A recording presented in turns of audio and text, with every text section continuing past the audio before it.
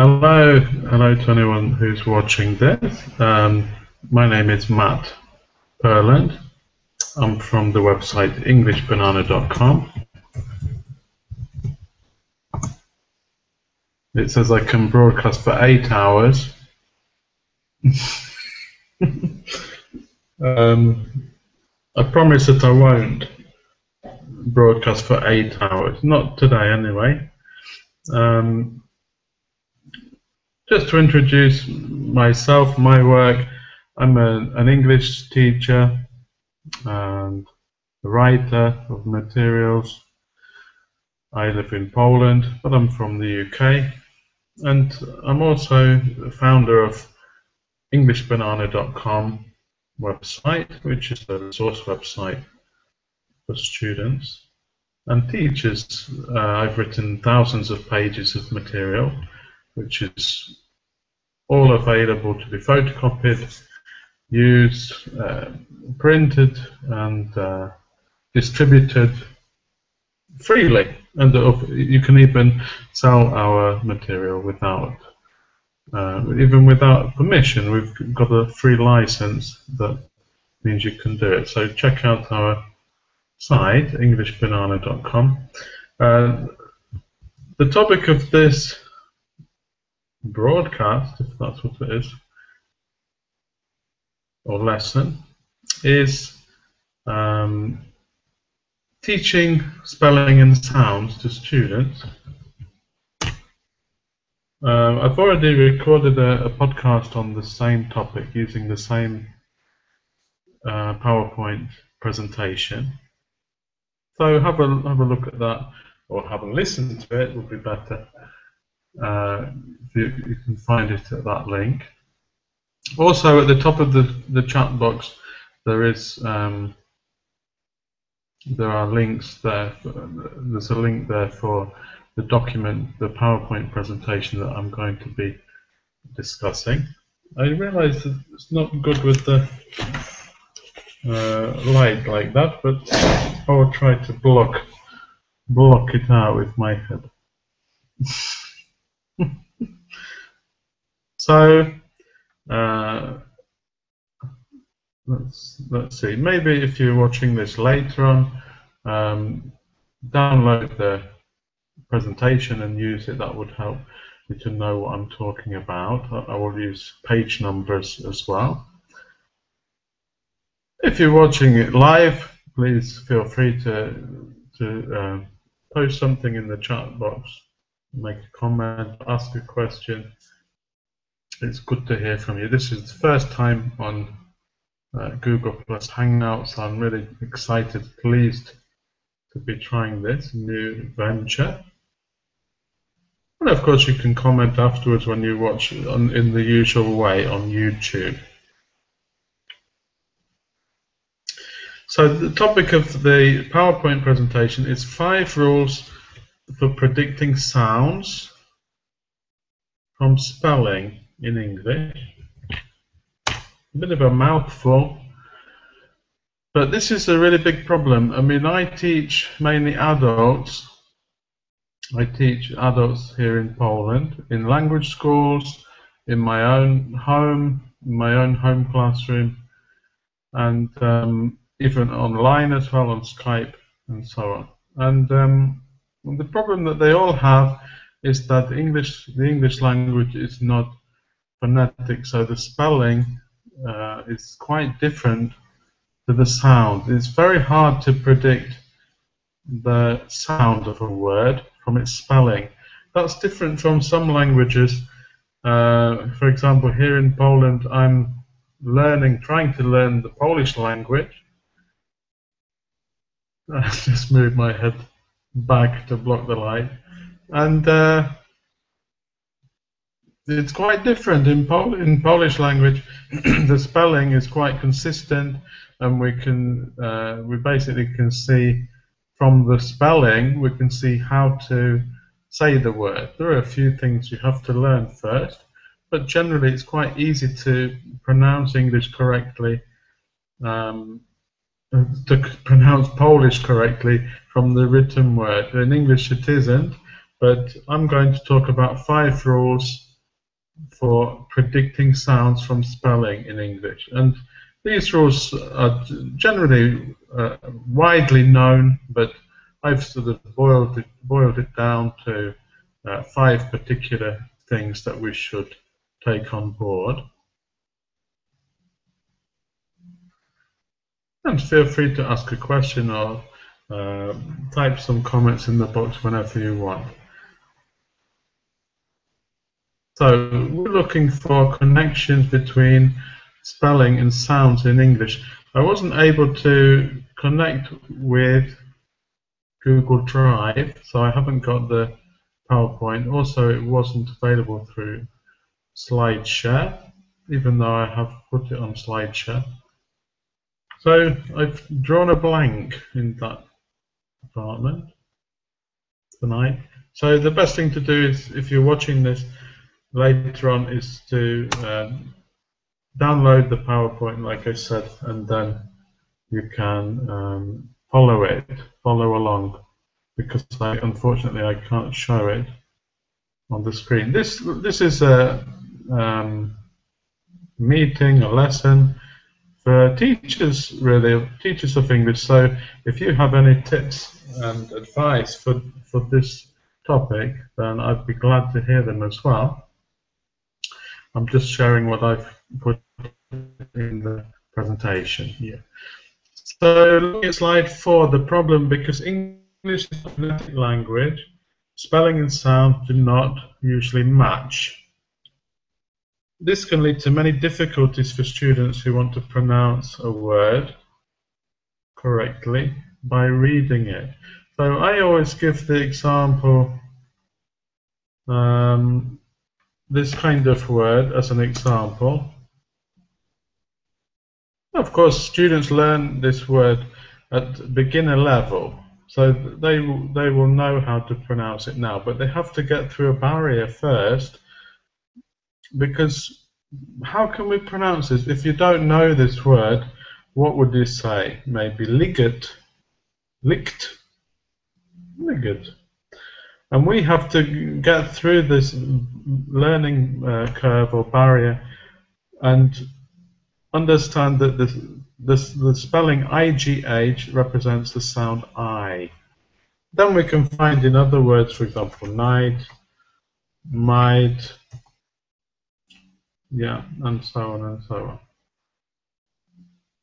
But this represents a barrier to students. On the other hand, if you see a word that looks like this kind of spelling, what we might call a phonetic spelling, run. Run. It's quite easy to predict the sound of this word from the spelling. It's quite clear, really. The 3 letters, each one has a different sound, and the vowel sound of the word is very obvious. Now, if English was all like that, I think our job as teachers of English would be much easier. But unfortunately, or fortunately for us, it is like this. So we get more work. But I'm joking, of course, because if English was easier, it would be better, really, for everybody else. Let's look at another word. I'm sure you can think of thousands of words which have this kind of problem or ambiguity. School. Of course, we know this is pronounced school, but we have to get through the problem of what CH represents. If I was going to write it phonetically, I would type it like this. School. And of course, many children will do that. English native speakers at school will write school like this. It's natural to write it like that. They know that K, letter K represents K, and so on. This is something that I've looked at in my book, Clear Alphabet Dictionary, and I'll just find the link for this. Clear Alphabet is a phonetic alphabet, a new phonetic alphabet, which uses all the normal, regular letters, from the alphabet, but we're writing where one letter or one digraph represents one sound. So have a look at it if you want. You can find all these books and materials on my site, englishbanana.com. So you're welcome to have a look. So slide 5 of the PowerPoint. What is the solution? The spelling of a word can often help us. So this is what we have to stress for students. It's not random and it's not impossible to learn this, but we do need to go through a few processes. I've identified 5 spelling and sounds rules that work. So it's not my invention, but this is my version of it. This is what I've boiled it down to. I've been studying the 1,000 most common words in English, and I found that 75% of these words followed the 5 rules. The words I'm talking about are from called Fry 1000 Instant Words. You can see more. Sorry, you can see more on the PowerPoint about this. But these are words that are most common.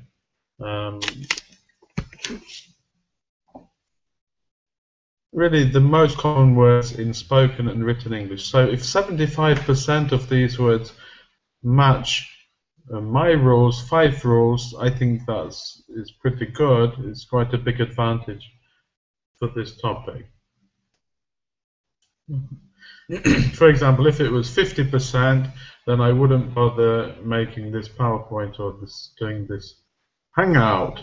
I just wouldn't bother doing it. But 75% is pretty good success rate. So what are the rules then? What are the 5 spelling and sounds rules? This is on slide 11 if you've got the PowerPoint. We're going to go through them in this presentation or this meeting. If you have any questions or comments, please type a comment, or later on when you're watching this, you're welcome to contribute by posting comments below this video. So I'm sure it will hang around on YouTube after this event, after this live event. So rule 1, if there's one vowel letter in the vowel sound spelling, the vowel sound will be short. Let me put it here. One vowel letter. So we had the word, for example, run. There's one vowel letter that makes this vowel sound, the letter U. And so when it's short, U is pronounced ah. It's something obvious for us if we're native speakers of English, but we need to learn it if we're not. Yeah. If the vowel letter is A, the sound will be A. If the letter is E, the vowel sound will be E. If the vowel letter is I, the sound will be I. If the vowel letter is O, U, and so on and so on. So lots of this. If the vowel letter is A, for example, we've got hand, apple, bag, man, cat, sat. And this is a really big group of words which have one vowel letter representing a short vowel sound. I'm only talking about the stressed syllable, by the way. And what I recommend you to do, especially if you don't believe me about these rules, then find a page of English text, go through it, underline all the content words, that's words with the meaning, not grammatical words, and find the stressed syllable, look at the vowel sound spelling, and you'll see how match the rules to the words, and you'll see that it's quite accurate. For example, if the vowel letter is E, we get the sound E. For example, best, better, electric, effect, and so on. I, the same. So we haven't got time to go through everything tonight, but it's all there in the presentation for you to read. So we looked at short vowel sounds. And don't forget there's also a podcast where I go into more detail, even more detail. So the links are above. If there are two vowel letters together, the digraph in the vowel sound spelling, the vowel sound will belong.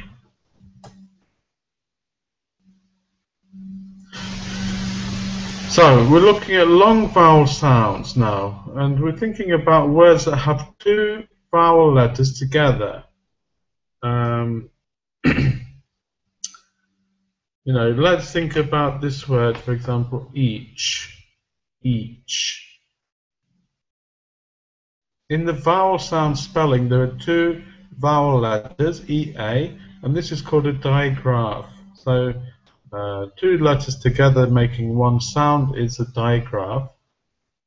And this represents a long vowel sound, E, E sound. Each.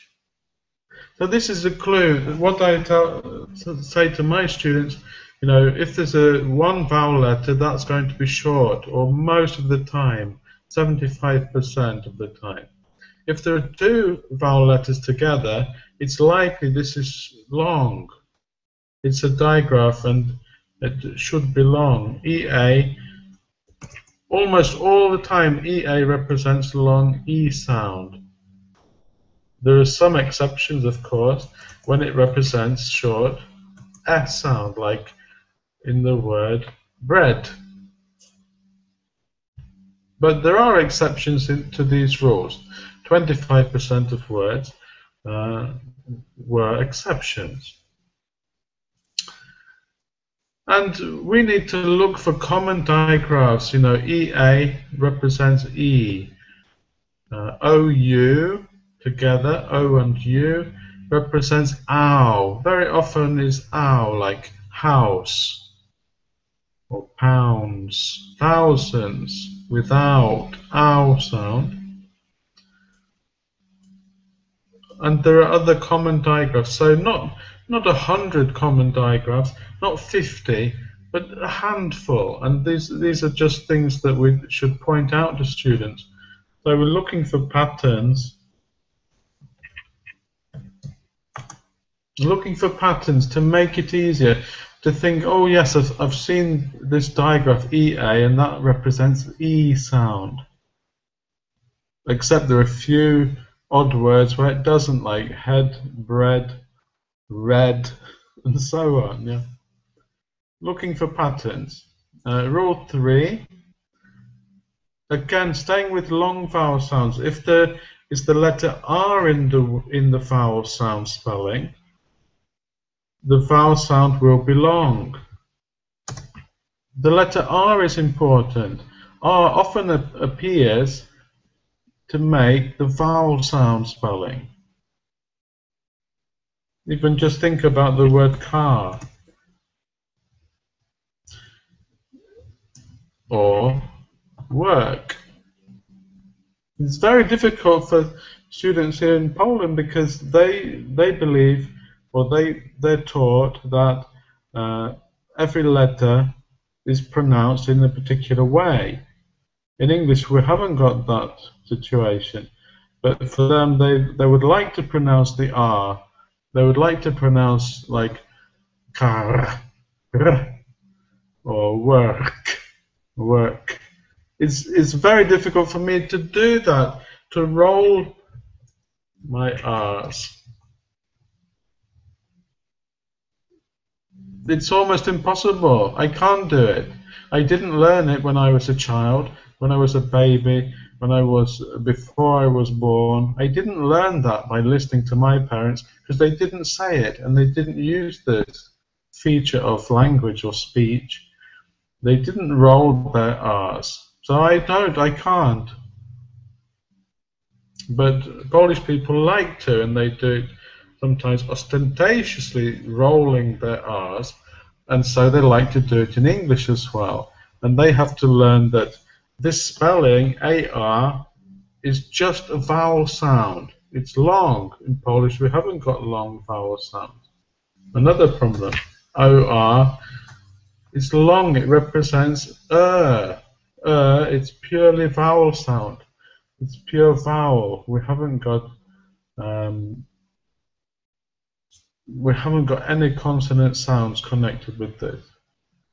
So this is something to learn. But once you know that, once you've got it, then you know it, and that's great, isn't it? That is really super. So we're looking for R in the vowel sound spelling in words like farmer, earth, course, door, power, here, years, compare. So these are all long vowel sounds. Maybe in your language you don't have long vowel sounds, or the language where you're teaching. In Polish, they don't have it. They don't use it. They want to use short vowel sounds. They want to use only Polish sounds to speak English, but they can't, and they shouldn't, and they mustn't, because then we can't understand them, what they're saying. Well, it's our job to teach that. Okay, quickly moving on.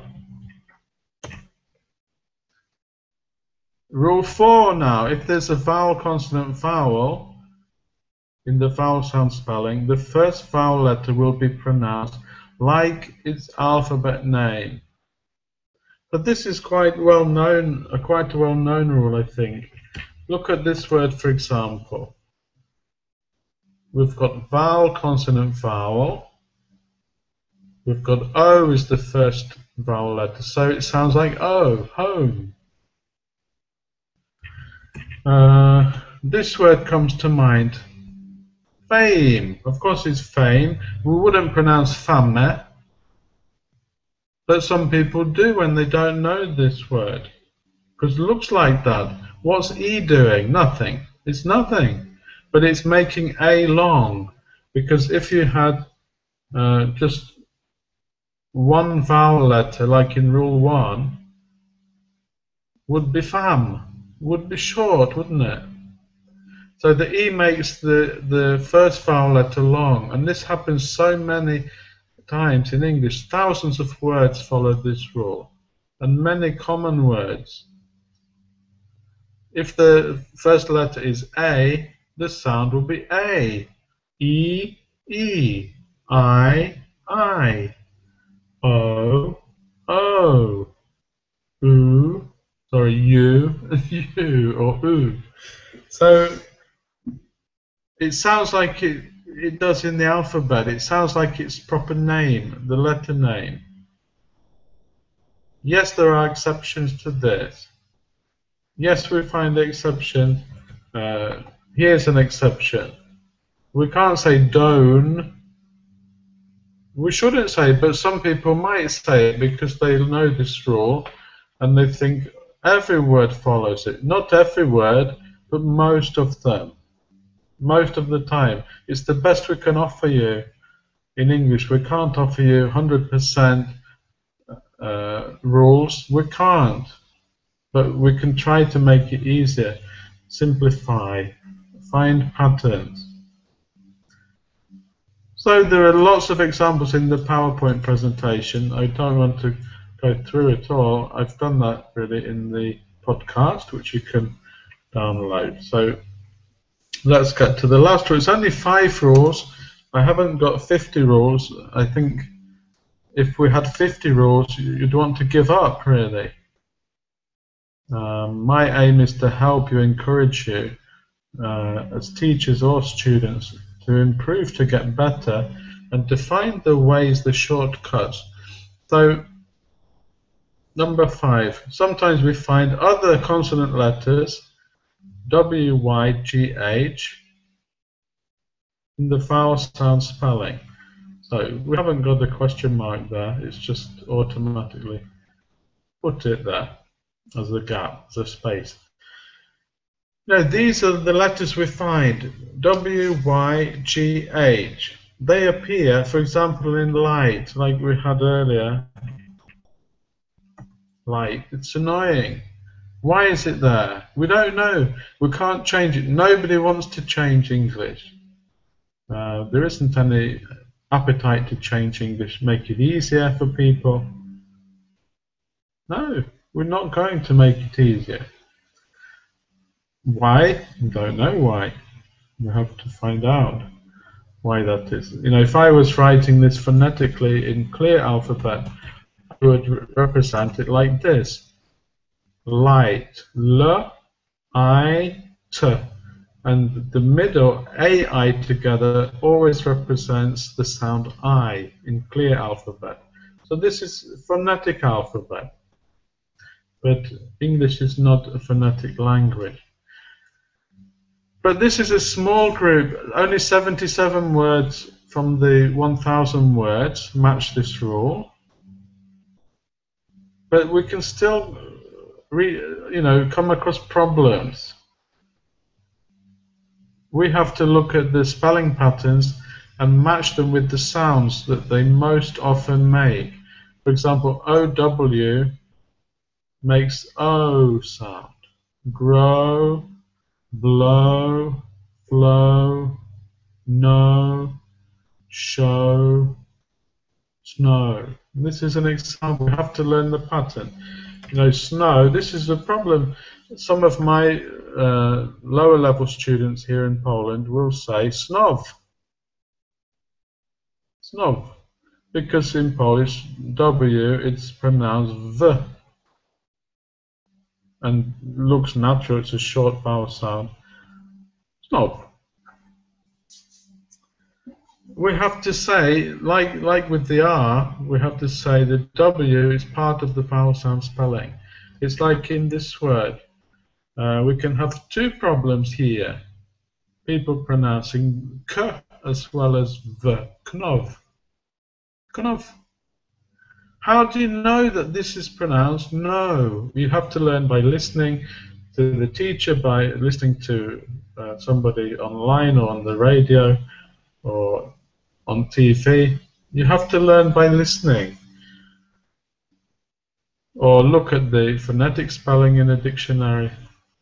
In clear alphabet would be pronounced like this. No would be written no. Capital N because it's a stressed syllable. EU makes the sound O. Every time EU is O. If I was going to write the word go, in clear alphabet would be this. G, EU, go. If only our language was phonetic like that. But it isn't, and we haven't got anybody caring about it. For example, here in Poland, they often add words from Western countries, Western European or from English countries, but when they add them, they make them into words. So they make the spelling fit the Polish patterns, and we don't do that in English, so that's maybe a big disadvantage. Okay, let's quickly look at exceptions. There's no reason why we can't do it, but we won't do it. We won't mess with our English. Exceptions. So 25% of words were exceptions. And in the presentation you can see the list, full list. I would recommend all students and teachers learn this list of words. These are the words that people are spelling wrong anyway and pronouncing wrong. It's words like products, once, love, woman. How many times students have problems with woman and Women. Women. How do we get women from this spelling? So this is a good list of exceptions. Useful to learn, just learn that. Also, we can find repeating patterns in the group of exceptions. For example, many words look like they should follow the vowel consonant vowel rule, like done, give, have, move, love. But they don't. They don't fit it. They've got short vowel sound. Other repeating patterns there to look at. So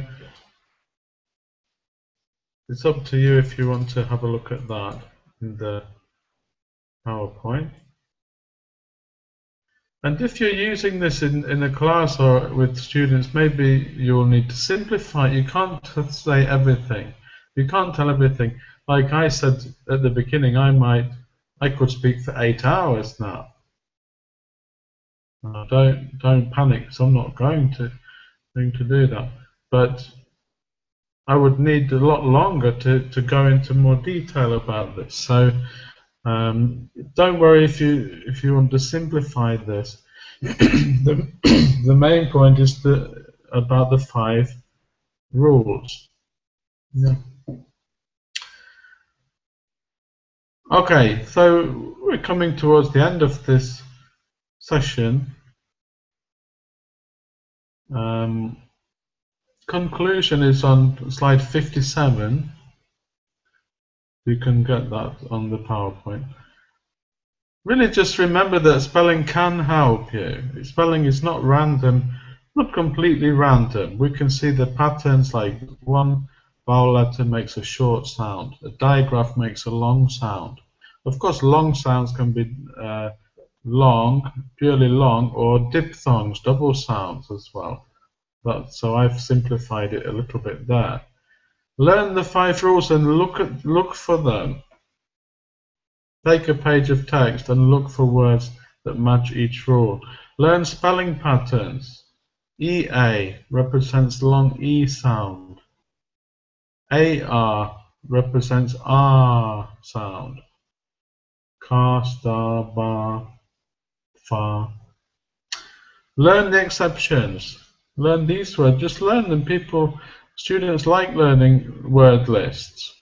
If they're learning, then learn 237 words which are unusual, which don't follow any rules. And of course, don't give up and just think about how well you're doing. You know, practice English little and often, not just little. And at the back of this presentation, there is a sample lesson outline. I've been doing this kind of lesson for a couple of weeks while I was making this presentation. So I've worked through it with my students here. Of course, try to elicit the rules first, if possible.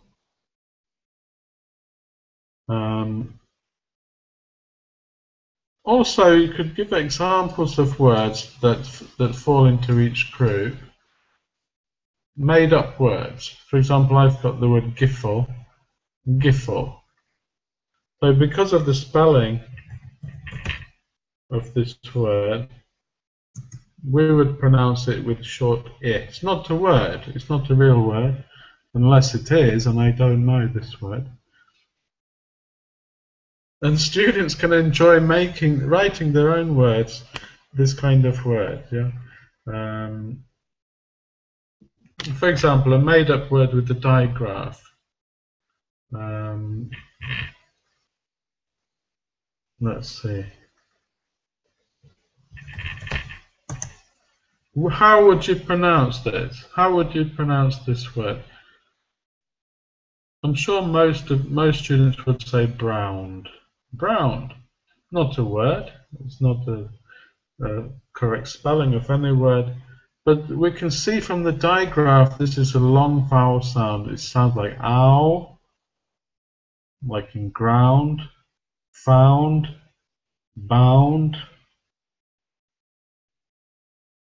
Yeah. So made up words are good. Made up words are fun to do as well. Get your students to think about the definitions of these words. You could make your own dictionary page with definitions of funny words. The point is just to get them thinking about the rules, to make it go in, you know, words that have R in the vowel sound spelling, or the vowel consonant vowel.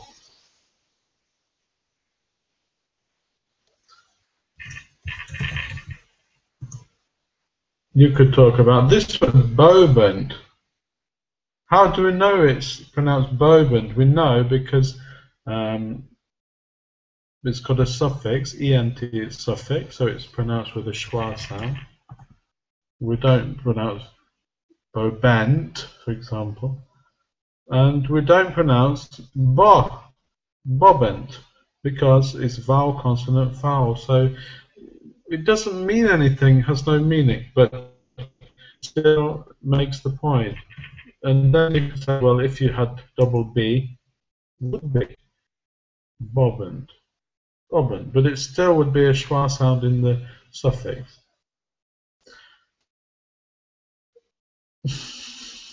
Can be fun. Can be fun.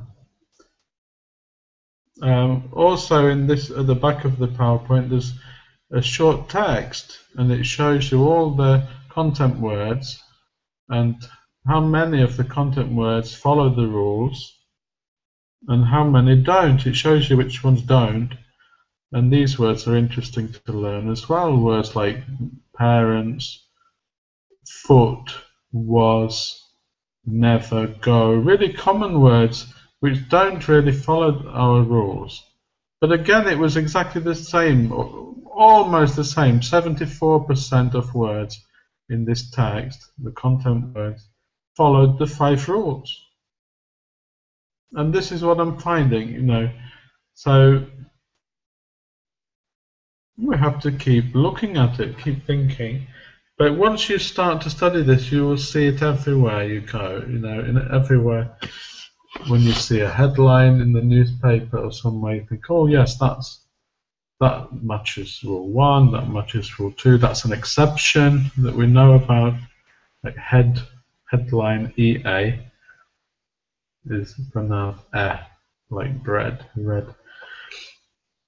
So looking for patterns. Anyway, I'll have to finish, I think, there. I hope I'll come back again on this kind of format. But if you're watching this after the live event, then of course you're welcome to comment or send any inquiries. My email is info@englishbanana.com.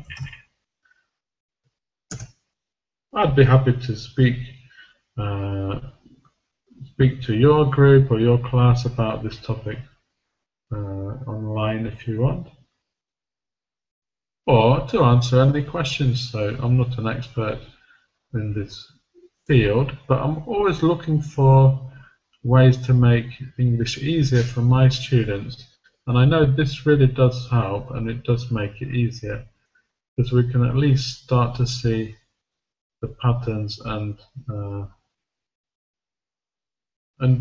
then get a handle on it, get to grips with it. So thanks for watching, and hopefully see you again soon on YouTube or on Google+. And don't forget, you can download this PowerPoint from SlideShare. Look for English Banana, the English Banana account, or subscribed. And the podcast is available at englishbanana.com/podcasts.xml. Don't forget XML, that's really important as well. So thanks for watching, and bye for now.